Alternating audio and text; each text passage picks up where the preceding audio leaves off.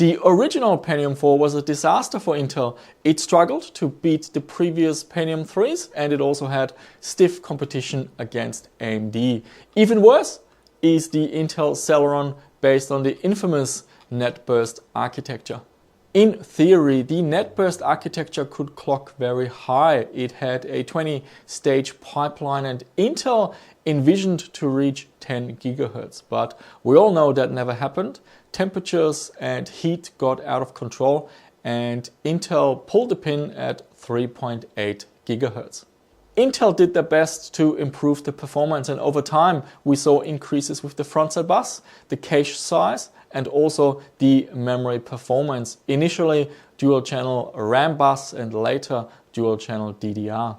The original Netburst Celerons had no such help. The frontside bus was only 100 MHz, cache only 128 kilobytes and memory, well, on budget mainboards that you would bundle this processor with, you would see SD-RAM or if you're lucky, single channel DDR. At least it was affordable. Here we have a price list from PLE. This is a computer store in Perth, Australia. You're looking at 149 Australian dollars. This was at the end of 2002. But look at the competition. The AMD Duron 1.3 is cheaper at $129. And if you spent a little bit more, you could get the AMD Athlon XP 1800 Plus, which was a much more capable CPU. I had a look at some historic benchmarks. Tom's Hardware stood out. They seem to have a slight bias towards Intel. In the gaming benchmarks, they only used Quake 3, which shows the Netburst architecture in a favorable light. Here it competes well against the Duron 1.3.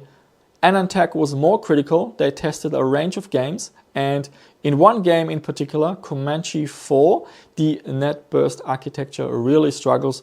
Here the Celeron 1.7 is at the bottom of the charts. You told me that the Willamette Celeron 1.7 is really bad, but I wanted to see for myself.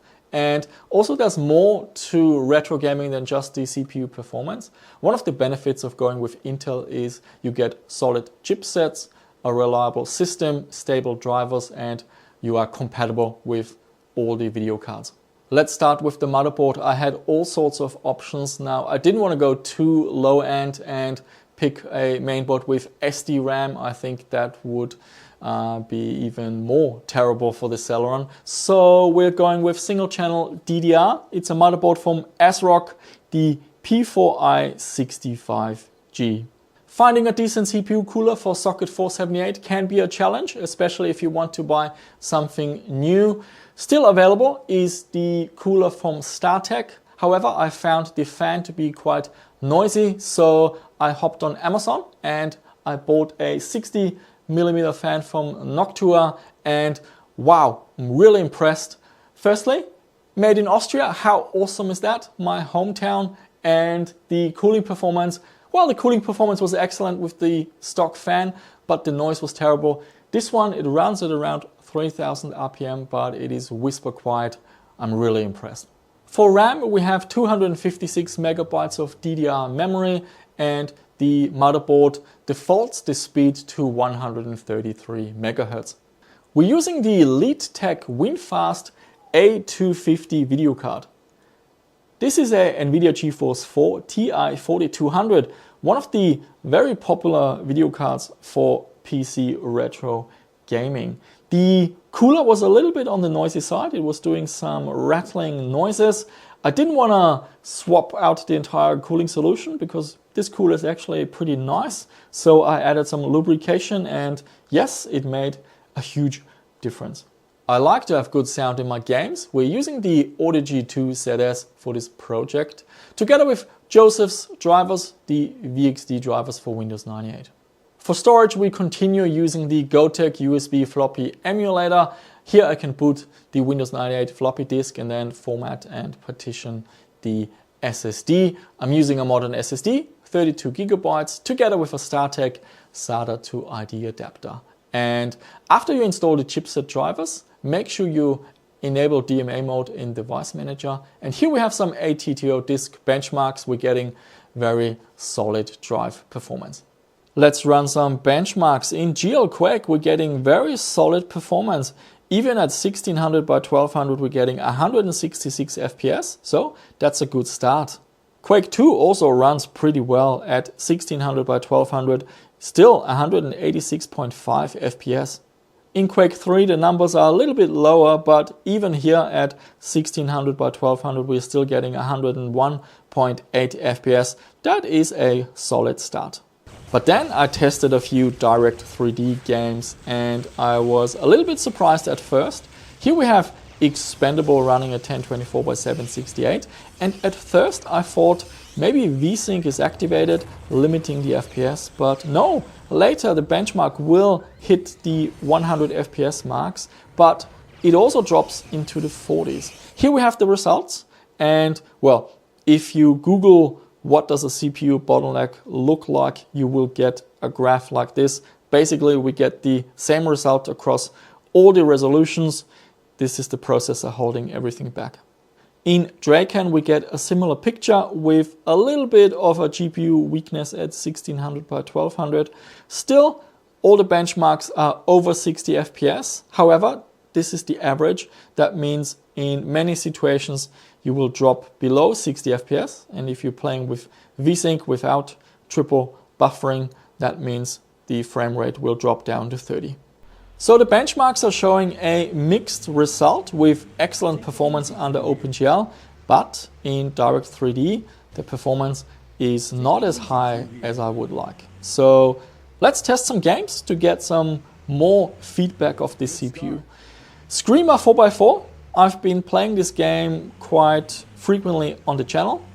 Developed by Channel 42 in 2001, and this game is difficult. However, I made some progress. I played this quite a bit and I managed to get my first unlocks. I unlocked a tire, a automatic rear differential, and also a better engine, and I have managed to clear the first stage in the championship. And it seems that these unlocked items, they stay with you forever with the team that you create, and then you can reuse them and start all over again, but with the upgrades making life a little bit easier. So yeah, still a very tricky game, and the physics, they can sometimes be random. Sometimes the car just, I don't know, spazzes out or something and you end up crashing, or sometimes it's also really picky with the gates. I have video footage even, and where I'm passing the gates, but you still get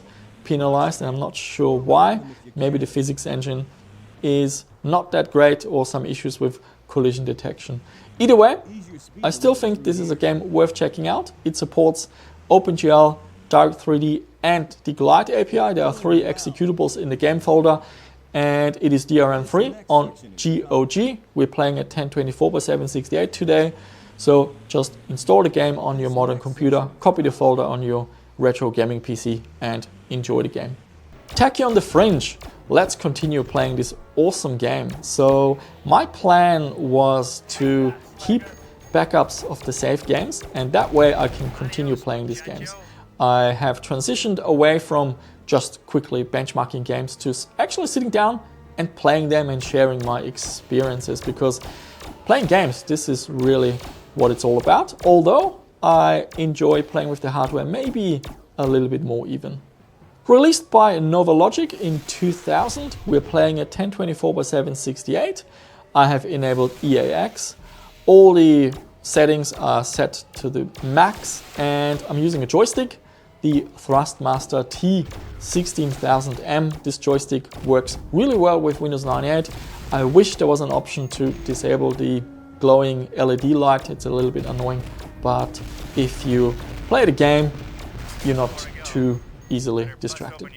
The game runs great. Maybe sometimes there are some slowdowns here and there, but really it's not a big deal. I am playing with VSync enabled. It gets rid of the tearing, and for capturing purposes, producing content, it's just the way to go.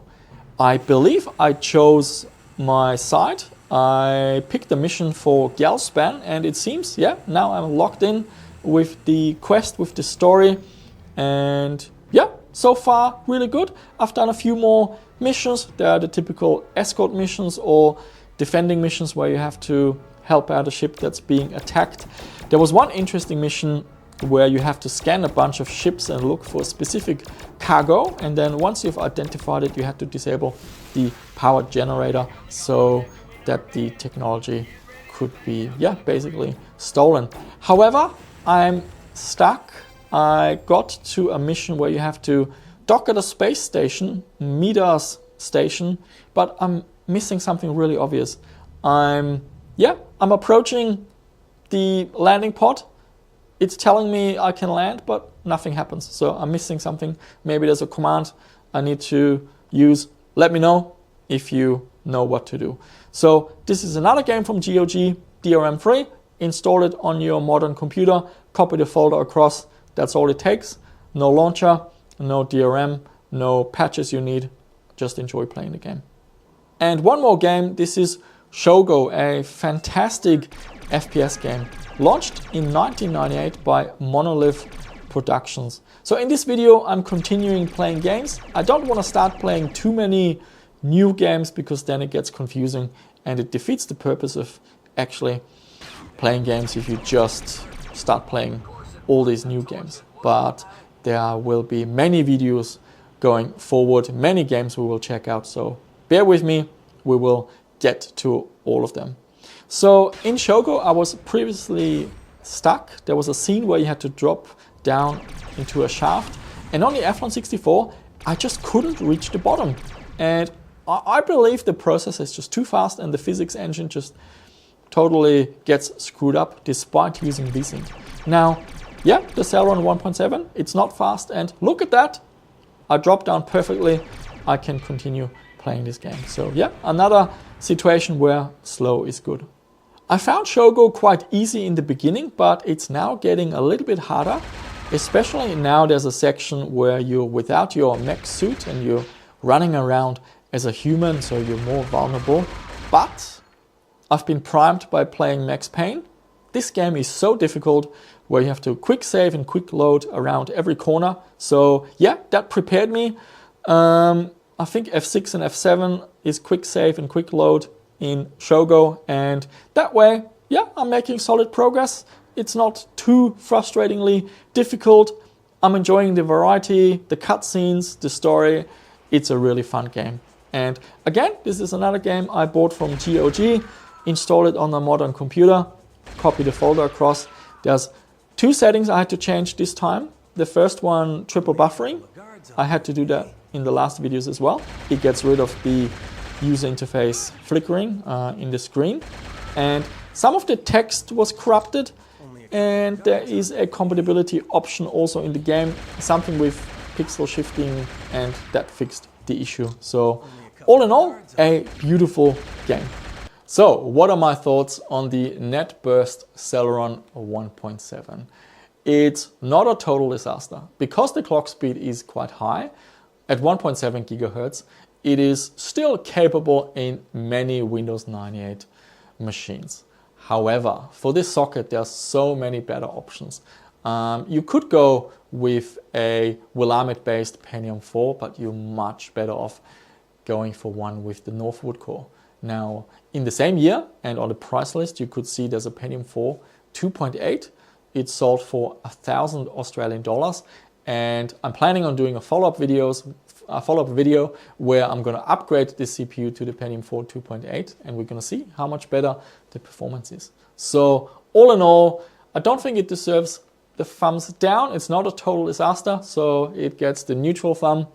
Not something I would rush out and buy, but if you see like a CPU bundle or a computer system that's all decked out with all the components and it's got a Celeron 1.7, I wouldn't dismiss it. If the value is there, just buy it, play with the machine. Maybe the performance is good enough for the games you want to check out, and you can always upgrade the CPU later. It's much easier finding a CPU to upgrade than finding a complete system with all the parts that you want. I really like working with Intel gear on the channel because I want to have a video ready every week. When you run into issues, it can be really annoying and it sets you back. And where Intel really scores is in the reliability aspect. I had all sorts of bad experiences with VIA chipsets, especially with Creative Sound Blaster cards, where you have to use patches for the latency and so on. With Intel, it just works. Doesn't matter what devices you plug in, perfect compatibility, and that's, yeah, it's got to be worth something, because, yeah, I already have no hair. I don't want to lose any more. So Intel, the way to go for retro gaming, absolutely. And as for the games, well, I am a GOG affiliate, so you will find affiliation links down below in the video description. However, that's only a recent thing. I've been buying games from GOG for many years. I stopped buying stuff on Steam because they basically screwed us over with dropping the support for Windows XP and Windows Vista, locked out of all my games. I'm slowly making my way through my old Steam library, and some of the games, if you use a no CD patch, you can run them under Windows 98, but it shouldn't be this hard, you know. We paid for this, we should be able to enjoy our games, and so yeah, I believe in the concept of what GOG stands for with the DRM-free. Of course, GOG is out there to make money as well, so who knows what things will be like in the future. The emergency backup is archive.org. They have a lot of games as CD images, but I really hope we don't have to resort to that. I'm really happy buying games.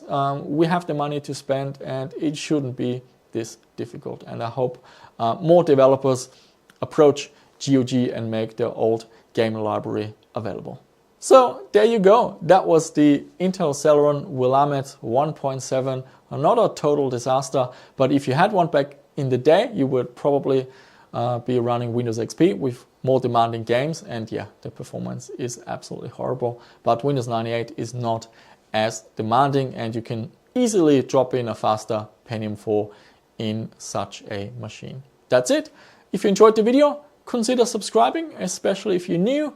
We do videos about old computers to play classic games, but I also make available resources, downloads on my website to help you build your retro gaming PC. And that's it. Thank you so much for watching. I shall see you soon with another one.